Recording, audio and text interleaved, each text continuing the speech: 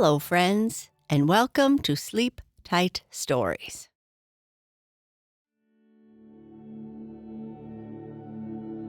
This is a story about how violets came to be born. There were lots of different colors in the garden of the fairies, and they were all beautiful. But one day, when the fairies saw the rainbow, they realized that the purple color in the rainbow was missing from their garden.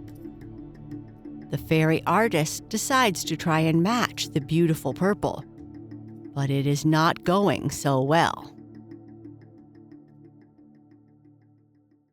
The birth of the violet. The raindrops were kept busy one morning in the garden of the fairies. There were many flowers to be washed clean of the dust that had dulled their bright colors, and the green of the trees must be made bright once more. And to leave without a dance with the little waves of the brook was not to be thought of. So the raindrops fell early in the morning, but in the afternoon, the sky became clear and there was promise in the beautiful rainbow that the raindrops' work was done, for that day at least. "Isn't our garden beautiful after a shower?" said one fairy to another sitting beside her. "Yes, the dust covers the colors of the flowers almost as soon as we have painted them. But see the gold of those daffodils? I like the reds and blues of the other flowers too. They seem brighter than ever today. Sometimes I sit all day and look at them. Oh, we have a rainbow this afternoon. It always looks to me like a great garden of flowers stretched in bands across the sky. I like to think that its yellow, red, and blue are made up of flowers like these in our garden here. Do you see that color next to the green? I love it. It is so dark and deep. Many times I have wished we might have a flower here on earth just like it." "Surely you, fairy artist, would have no trouble to make a color like that. At least, it wouldn't hurt for you to try." The fairy artist sat with her eyes turned toward the rainbow until it had faded from sight. And long after the sun had sunk to rest, she sat alone under the trees, thinking. One morning she called all the fairies to her. "Dear fairies," she said, "I am going to try and make a color like the dark one in the rainbow. It may take me a long, long while, but one cannot give the children a greater joy than to add a new color to the flowers on earth." No one knew better than she that a great task lay before her. Many days and weeks she tried. Sometimes the mixture was lighter than the color in the rainbow, and sometimes it seemed too dark. Never quite what she wished it to be. Once, as she stood before the large bowl, mixing and stirring patiently, she stopped. And the fairies in the garden heard a shout of joy. "I have it! The beautiful color! The beautiful color!" They hurried to the place where she always stood with her bowl and brush. "See, it is the color indeed," they said.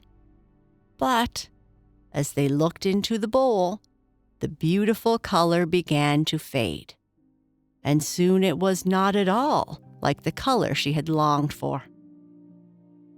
"Ah, I see," said the artist fairy sadly. "It is of no use to mix together these paints that I have been using. We must gather my material from all the colors of the earth. My dear fairies, you must all help." Many were sent far and wide to bring from the earth clays of every color they could find. The artist fairy kept working faithfully and patiently. One day, when she had worked harder and longer than usual, she heard one say, "Surely, artist fairy, you do not mean to work all the evening. See, the sun is ready to sink." "Just a little longer. I feel sure that the color will come before sunset. Look, does it not begin even now to change?" The fairies looked into the bowl and all exclaimed at once, "The color, at last! It is indeed the deep color of the rainbow. Let us carry the bowl to the top of the bank, and at moonlight we will celebrate the new joy that has come to us." It was a small bank that overlooked a little brook. Flowers had never grown there, and sometimes the fairies felt sad when they looked upon that bare spot in their garden. Perhaps the great tree that spread out its branches took more than its share of the sunshine. But the fairies loved this bank. Moonbeams always seemed to lie so still there. "It's just the place for our moonlight celebration," one said. All the creatures of the fairies' garden came to the celebration. The night was glorious. The moon sent down her silvery beams earlier than usual, although the fireflies insisted that there was no need of her shining so brightly, and that she might throw all of her beams to the waves in the brook, for they looked so beautiful with a silver covering. Not a grasshopper went to bed, and the frog made the music for the dance, at which the crickets felt sad, for she knew her voice could not be heard above his. The flowers sang their sweetest songs about the new color that was to come among them. It was not very late when the fairies joined hands and danced together around the bowl.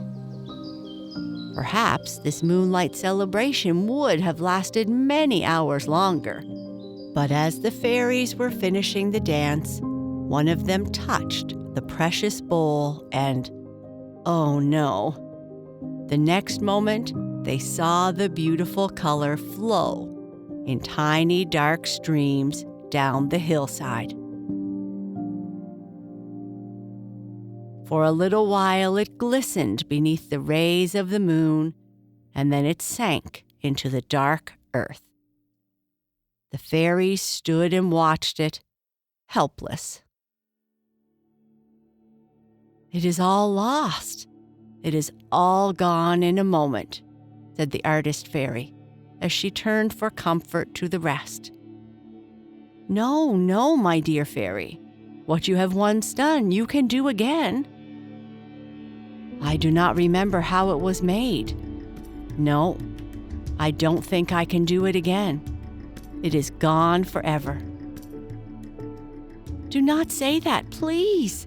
Have you not heard the saying that nothing is ever truly lost?"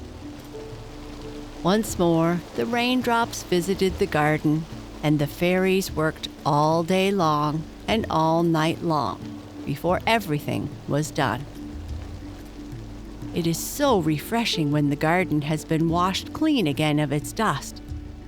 "Look!" cried one. "See our bank this morning?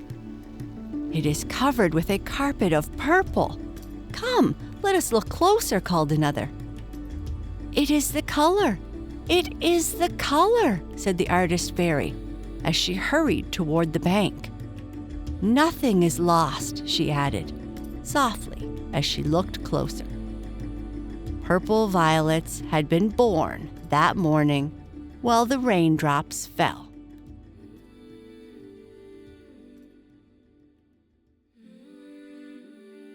And that is the end of our story. Good night. Sleep tight.